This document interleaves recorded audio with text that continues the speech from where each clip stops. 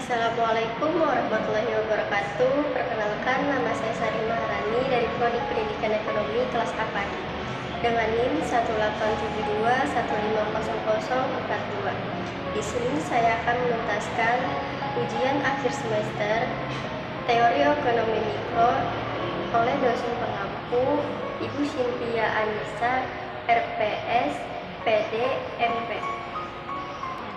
Untuk soalan pertama, jelaskan menurut pendapat Anda perbedaan pasar oligopoli, pasar monopoli, dan pasar monopolistik.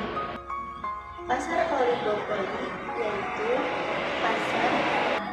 pasar yang menjual sedikit atau beberapa penjual. Beberapa penjual dalam konteks ini maksudnya di mana penawaran satu jenis barang dikuasai oleh beberapa perusahaan. Beberapa dapat berarti paling sedikit 2 dan paling banyak 10 atau 15 perusahaan.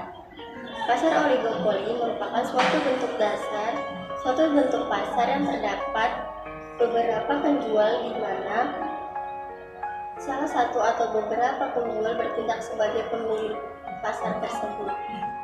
Seperti price leader. Umumnya jumlah perusahaan lebih dari 2 tetapi kurang dari 10. Sedangkan pasar monopoli yaitu suatu bentuk pasar di mana hanya terdapat satu penjual yang menguasai pasar. Penentu harga pada pasar ini adalah seorang penjual atau sering disebut sebagai monopolis. Pasar monopoli adalah suatu keadaan pasar di mana hanya ada satu kekuatan atau satu penjual yang dapat menguasai seluruh penawaran, sehingga tidak ada pihak lain yang menyainginya, atau terdapat pure monopoli atau monopoli murni. Dan pasar monopolistik yaitu salah satu bentuk pasar di mana terdapat banyak produsen yang menghasilkan barang serupa tetapi memiliki perbedaan dalam beberapa aspek. Penjual pada pasar monopolistik tidak terbatas, namun setiap produk yang dihasilkan pasti memiliki karakter sendiri yang membedakannya dengan produk lain. Perbedaan dari segi jumlah produsen. Yang pertama, oligopoli, terdiri dari 2 produsen atau lebih. Yang kedua, monopoli, hanya memiliki satu produsen. Dan yang ketiga, monopolistik, terdiri dari banyak produsen. Perbedaan dari banyak produk yang dihasilkan. Yang pertama, oligopoli, barang yang diproduksi adalah barang yang standar atau barang yang berbeda corak atau bisa bersifat homogen dan bisa juga berbeda namun memenuhi standar tertentu. Yang kedua, monopoli, tidak mempunyai barang pengganti yang mirip karena hanya memiliki satu produsen. Dan yang ketiga, monopolistik, produk yang dihasilkan pasti memiliki karakter tersendiri yang membedakannya dengan produk lainnya.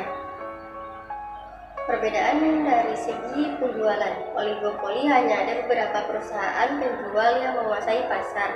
Monopoli hanya industri satu perusahaan. Dan monopolistik terdapat banyak produsen atau penjual. 2. Jelaskanlah menurut pendapat Anda tentang perilaku konsumen dan produsen.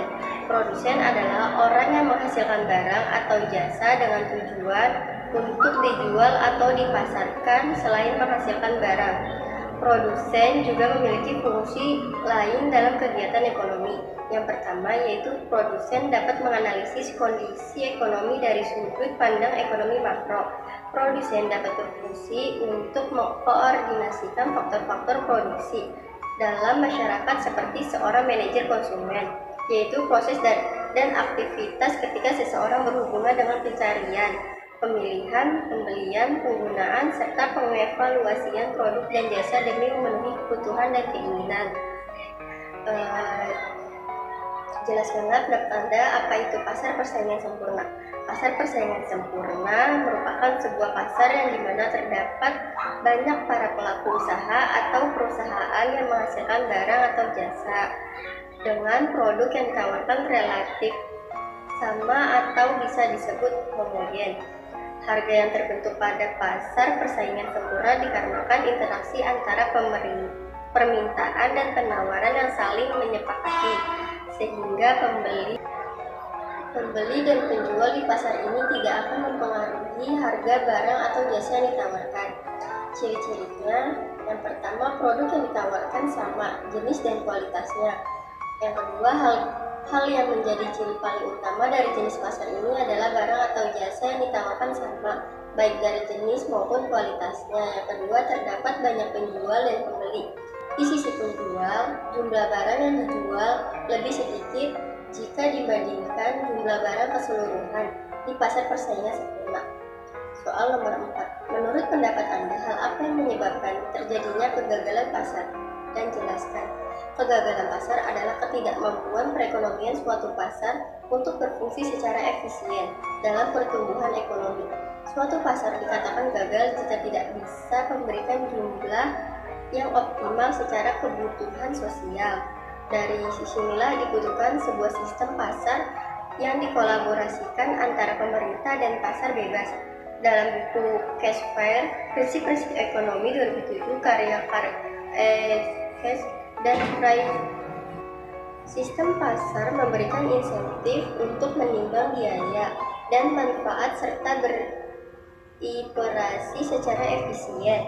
Karena adanya barang publik memberikan manfaat kolektif pada anggota masyarakat, sehingga sebagian besar kasus orang tidak bisa dicegah untuk turut serta menerima manfaatnya.